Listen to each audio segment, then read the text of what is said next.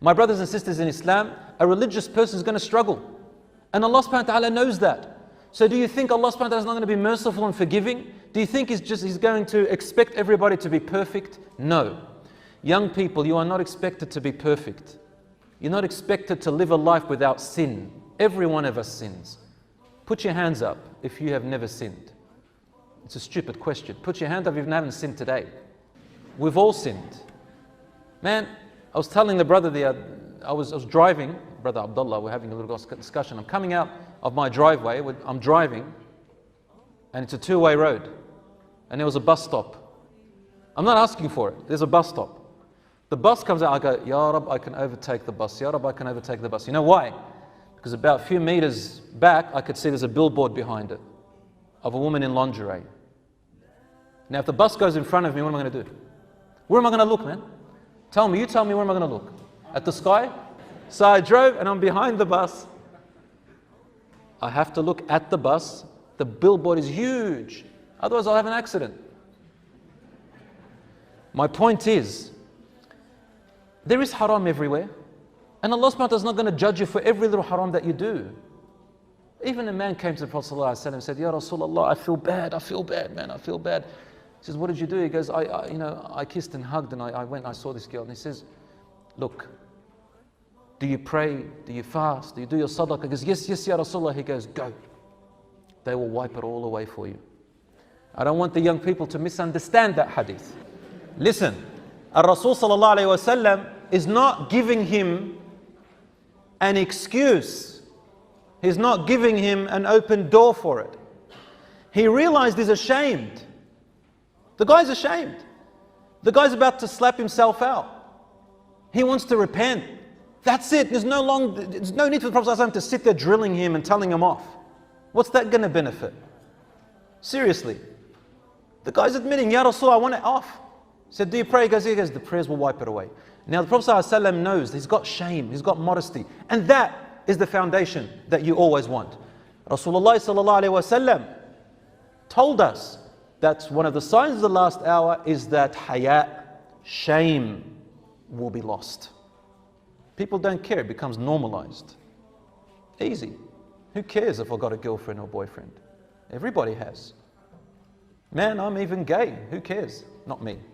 Yani gay. Even Muslims are saying that now. What? So what? Isn't that right? Isn't that right? Nudity is normal. So what? If I walk around in my active wear, it's active wear. Everybody wears active wear. Doesn't matter. Sometimes we've got to hit the nail on the head, guys. We've got to push the red button. Brothers and sisters in Islam, one of our fitrah is shame and modesty. Wallahi, I was at a park one day, playing with my kids, and they were playing around, and I see this 6-year-old girl approximately. She's wearing a dress and trying to play on the monkey bars, very low monkey bars. She wanted to do a somersault around the monkey bar. Her mum's sitting there. So the girl wanted to do a somersault and she stopped. Her mother said, go ahead, do a somersault. And the girl said, wallahi, by herself, Mum, I'm wearing a dress. Mum, I'm wearing a dress. I said, well, let me watch what's going to happen here. Don't misunderstand me. So, subhanallah. Everything's sensitive these days. Come on, let's get serious. Brothers and sisters, the mother says to her, that's okay, you're still a child. You're still a child. So the girl goes, oh, okay then. So she started somersaulting and didn't care that her dress was going up and down. I remembered the hadith of the Prophet ﷺ, كُلُّ مَوْلُودٍ يُولَدُ عَلَى الْفِطْرَةِ. Every newborn is born on a natural instinctive nature. One of these instinctive natures is that every human being shares, I don't care what you say, Muslim, non-Muslim, boy, girl, is modesty and shame. The feeling of modesty and shame naturally comes into you. I have children. Hands up if you have children. Hands up if you have children. Girls, little boys, good. You know, there comes a time you take your daughter to the toilet. Mum, Dad, take me toilet. And then suddenly, she reaches an age where she says, I'll go by myself. Is my brother around? You know, I want to put a towel around me. Is my sister around? I want to put a towel. By themselves. This is fitrah. Modesty and shame is inside of us. We are born with it. And Allah subhanahu wa ta'ala made this religion to suit your fitrah. So that means He has to have solutions for you. But we are the ones who corrupt ourselves. Allah says in the Quran, وَنَفْسٍ وَمَا سَوَّاهَا. And the nafs are your desires and yourself, you, who you are, the way the human being is. وَنَفْسٍ وَمَا سَوَّاهَا, the way He made it. فَأَلْهَمَهَا فُجُورَهَا وَتَقْوَاهَا. Allah gave this self two things: the tendency and the feelings to want to do shameful things, and the tendency to do things that are pure and good. قَدْ أَفْلَحَ مَنْ زَكَّاهَا. Whoever purifies themselves has succeeded. وَقَدْ خَابَ مَنْ دَسَّاهَا. And whoever obeys their desires, just does whatever their desires tell them, their temptations and lusts, has lost. Life is a test, brothers and sisters. Life is a test.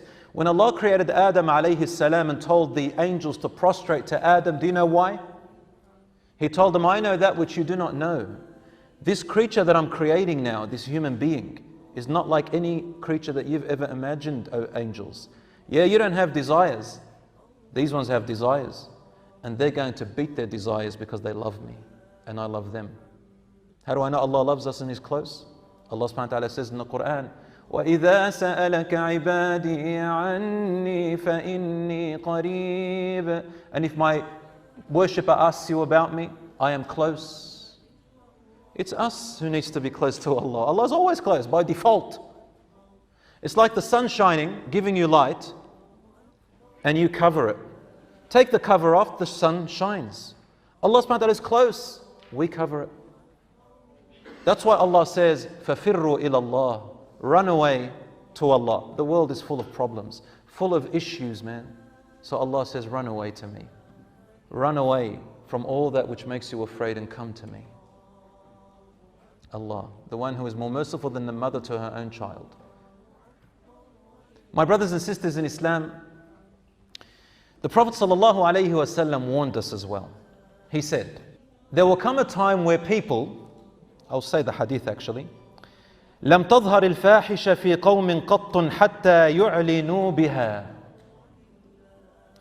إلا فشى فيهم الطاعون والأوجاع التي لم تكن مضت في أسلافهم الذين مضوا. Hadith is in Ibn Majah, authentic. He said,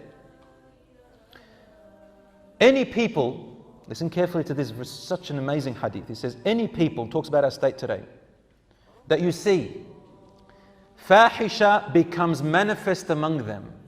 Manifest, it becomes easily seen. Fashat, easily seen and spread. Fahisha means, whenever you hear the word fahisha in the Quran or hadith, it only means one thing. Indecent, dirty acts. Sexual acts that are haram. The haram sexual acts. There's halal sexual acts and there's haram sexual acts. Fahisha means the dirty sexual acts, and they are the forbidden ones. They are only fahisha means dirty and bad for one reason. Because they harm you and don't suit you, the human being. It's the same reason why Allah forbid alcohol and pork. Pork is najas, it's dirty, not in itself. I mean, the pork itself, the pig itself is a nice animal, it's a creature. It's a creature of Allah. It is, isn't it? We have to be merciful to it, the pig. But consuming it is not good for you. That's why it's haram. It's najas, meaning your immune system, your makeup, your digestive system, your makeup as the human being is not fit to digest the meat of the pig. It's going to harm you. It's going to cause you diseases such as hepatitis in your liver. So it's najas for you. That's why it's haram. And there is nothing that Allah subhanahu wa ta'ala made haram except for one reason. Who knows why? Who knows why Allah makes something haram? Who knows? I'm asking, it's not a rhetorical question. Can someone tell me what you think? What is the reason why Allah makes things haram? Because it's not good for you or it's harmful to you? It's harmful to you. It's harmful to you. When somebody forbids something from you because it's harmful to you, what does it tell you about that person? Like your parents. Does it tell you that they care about you or want a hard life for you? Care about you. If a little child sees a nice colorful ball floating over the pool, 2-year-old, the 2-year-old is looking at the ball, colorful, red, pink, green, nice. But doesn't know that they will drown in the pool if they don't know how to swim. So what does the parent do? Grabs the child. The child, what do they do? Cries. Why? Why doesn't mum let me go get the ball? Why? I want to play. I want to play. Why? Bad mum. That's what the child's thinking, doesn't know any better. Doesn't know any better. The mum says, you'll drown. It's 2 years old. How do they know what drowning means? Isn't that correct? The best thing to do is force the child away from the pool and then protect her from falling in, then get her the ball. It's not the ball that the mother wants to prevent the child. She wants the child to play. Wants the child to have fun. Fun. But doesn't want it to die in the process. Doesn't want it to drown. Is that correct? Try to explain it to the child. Child won't understand. What's the point? Sometimes Allah subhanahu wa ta'ala makes things haram, and sometimes we don't know the whole reason for it because our intelligence is not strong enough and wide enough to know. Yes, we can guess certain things, but we see what happens. Some of us learn from our own actions, and some of us are smart enough to learn from other people's actions.